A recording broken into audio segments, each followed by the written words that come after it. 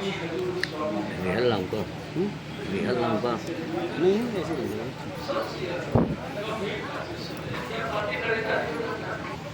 ये जो वाणी है ये हजूर स्वामी जी महाराज आप शहर की पत्नी गई प्रकट हुए इसके कृपा से तुलसी साहिब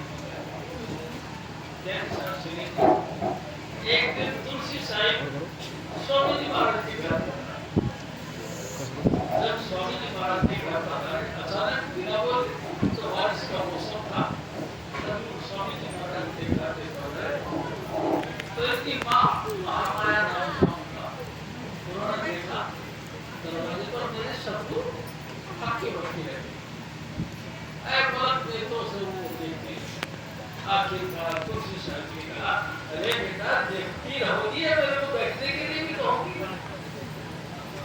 तो उसको जैसे एक तो से जाग हुई उसने कहा हाँ साहिब जी आओ गए काम है पलक की तरफ से पलक की जैन शास्त्री ने कभी बड़ी गरीबी के अंदर स्वामी जी महाराज का खानदान तो हरीश था चंपाई के ऊपर उसकी तरफ इशारा करके कहते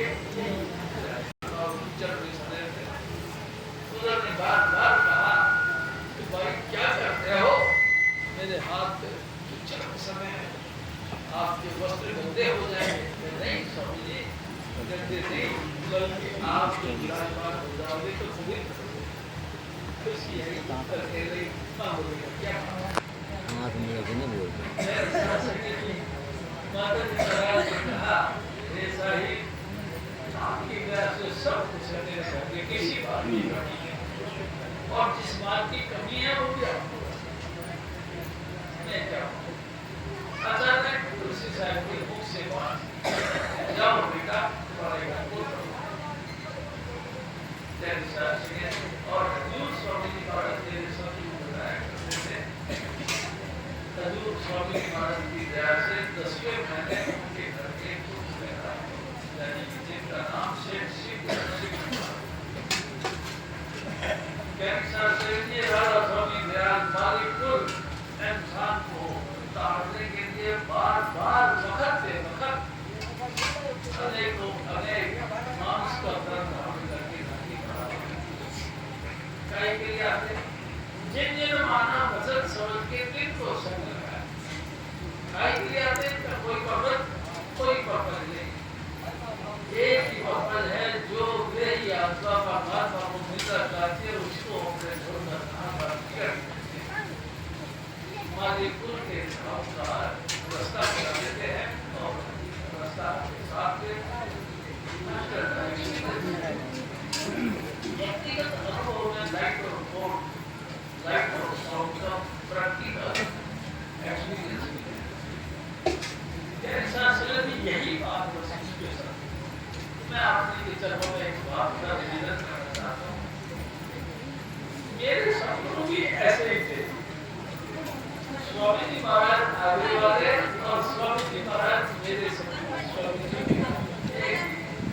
दोनों का एक ही विचार था एक ही थॉट थी एक ही तस्वीर था जैसा सिंह जी मैं आपसे निवेदन करता हूँ कि मैं कोई तेरे सपनों को जानता नहीं मेरे को पता भी नहीं था कि गुरु किसको कहते हैं जैसा सिंह जी भटकते भटकते बहुत सागर के अंदर बड़ा परेशान हो गया दिल में ख्याल रहा कि कोई गुरु होना चाहिए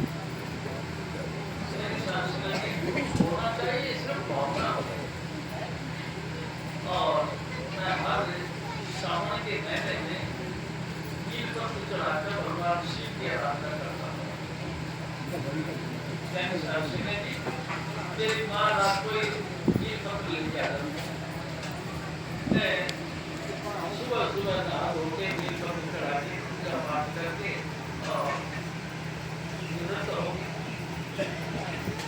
हुक्म हुआ कि चलो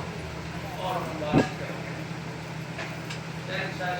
सड़क पे आया तो मेरे बैठ बस आती गई मैं पीछे से बात